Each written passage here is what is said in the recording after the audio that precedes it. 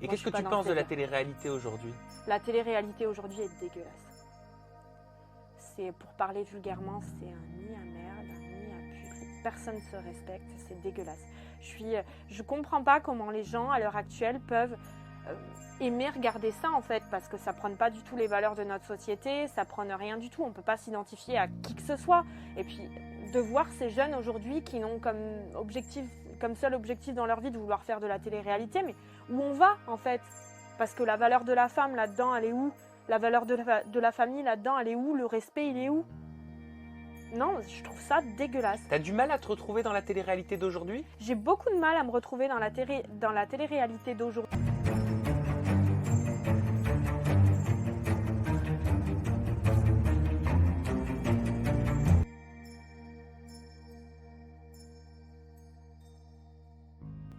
C'est pas la vraie vie.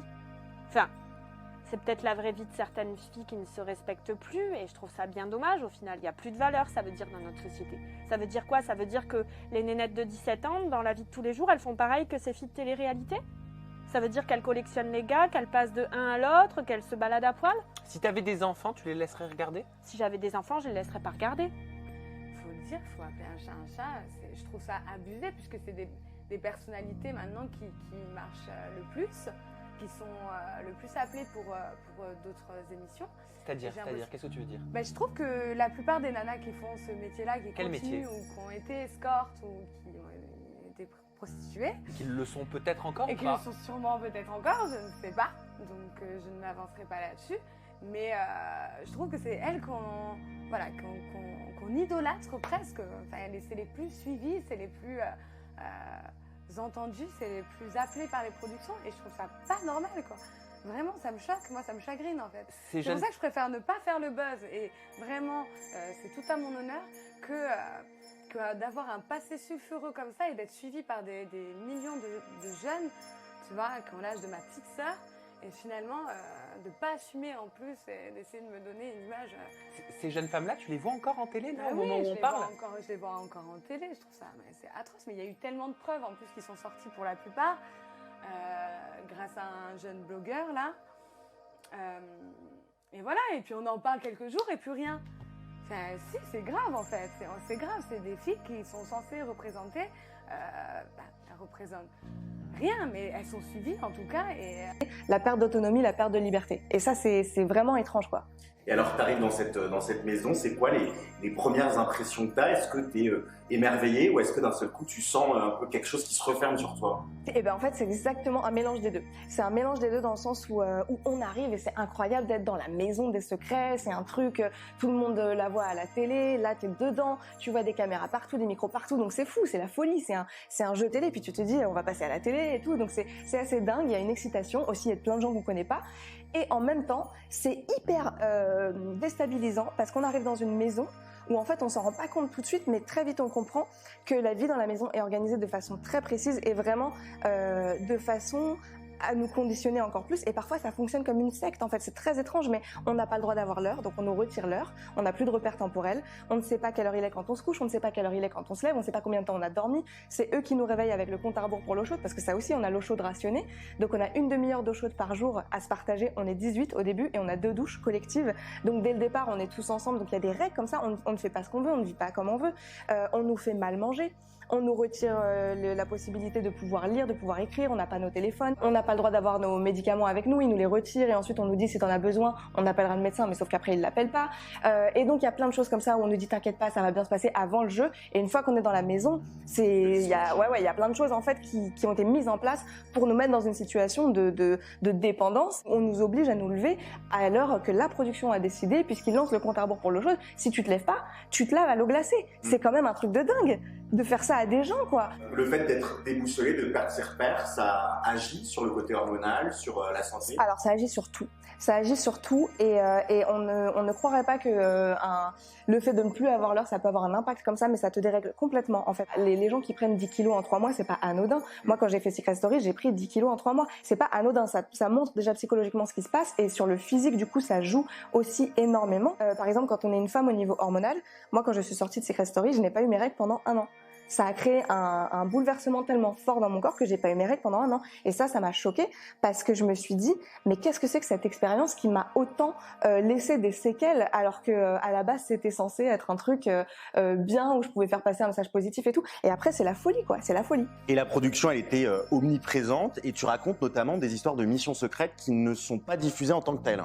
Oui, c'est ça. Parce que normalement, pendant l'émission, une partie du jeu, c'est que la voix nous donne des missions secrètes et nous dit voilà, pour 500 € dans ta cagnotte personnelle, tu vas aller séduire un garçon ou tu vas aller provoquer une dispute entre des gens. Et c'est censé être montré comme tel au public. Et nous, on doit le faire sans que les candidats s'en rendent compte, mais le public doit le savoir. Et en fait, ce qui se passe, c'est que la production, tout le temps, tout au long du jeu, nous donne des missions comme ça pour créer des conflits, des clashs entre les candidats et tout.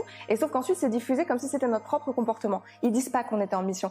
Même dans votre saison, un candidat qui pendant un prime a fait une tentative de suicide. Oui. Et c'est ça qui est horrible, c'est que ça ne s'arrête jamais. En fait, je l'ai su à la sortie parce que c'était quelqu'un avec qui je m'entendais bien dans la saison et qui m'a raconté ensuite que la production avait cherché à l'écarter complètement du programme, ne voulait pas que cette personne revienne sur les primes, etc. Chose que je dis quelqu'un ou cette personne, chose que cette personne a très mal vécue et du coup ensuite elle a dit non moi vous m'avez fait faire l'émission, maintenant vous me jetez du jour au lendemain comme si j'étais une vieille chaussette et c'est pas juste. Et donc cette personne a quand même été devant le studio pour le prime en disant je veux faire partie du prime, c'est pas juste que je me fasse écarter comme ça et tout. Et donc au final Endemol lui a dit bon bah ok tu peux venir mais tu te mets dans la loge, on te mettra pas à l'écran, tu n'apparaîtras pas sur le plateau, c'est la punition.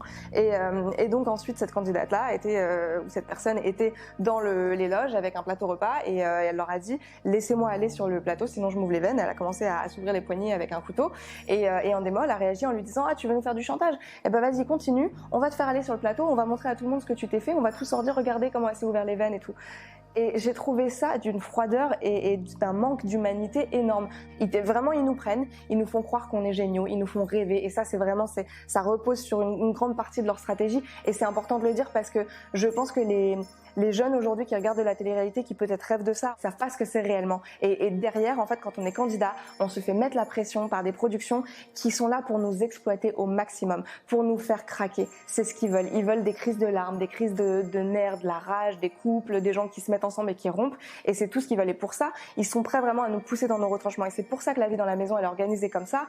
Pour ça qu'il faut qu'on soit tout le temps sous pression, qu'on n'a pas l'heure pour être déboussolé, pour perdre notre lucidité, on n'a pas le droit d'avoir des jeux de société et tout, rien qui nous permette de nous évader ou de décompresser. Et c'est tout un système en fait qui est hyper malsain. Et après, je trouve ça aussi extrêmement malsain de faire que les gens regardent ça sans savoir ce qu'ils regardent, parce que le public, il n'a pas conscience qu'il regarde des gens qui sont en train peut-être d'être en grande détresse. C'est ça. Et t'expliques même qu'il y a, ça c'est la scène que tu racontes, mais il y a du bidonnage, c'est-à-dire que par exemple, toi, ton élimination qui arrive le vendredi, dès le mardi, la production est au courant que tu vas partir. Comment ça peut être bidonné, Secret Story ?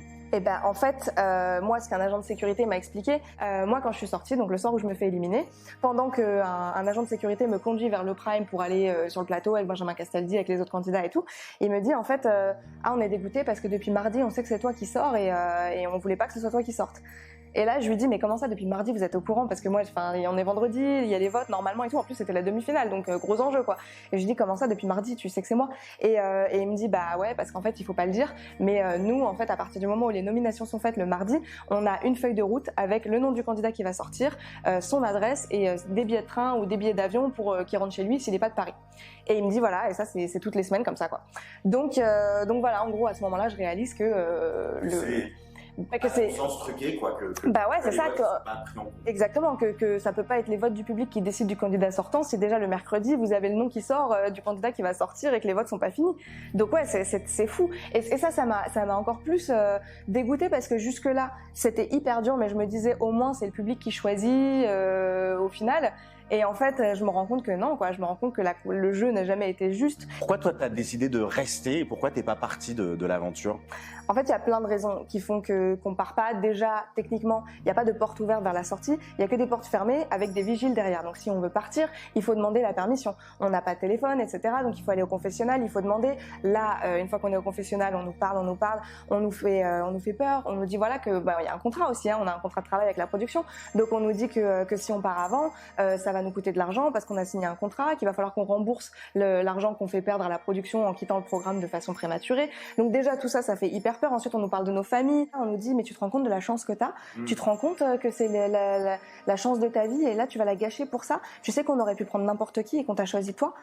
Et justement, comment ça se passe l'après Secret Story quand tu sors? Comment déjà tu te sens psychologiquement, physiquement? Comment ça se passe? Alors déjà, en fait, il y a ce moment où moi j'ai dû me réadapter à la vie normale, réapprendre à avoir l'heure, réapprendre à avoir un téléphone, à avoir des clés, à avoir une carte bleue. Ça paraît fou, mais quand on l'a plus pendant 3 mois et qu'on vit en dehors du temps et de l'espace pendant 3 mois, il y a vraiment un moment comme ça où il faut se remettre dans la vie normale. Parce que vous n'êtes pas accompagné, c'est-à-dire vous n'avez pas, par exemple, un assistant qui vous suit pendant 3 semaines pour vous aider.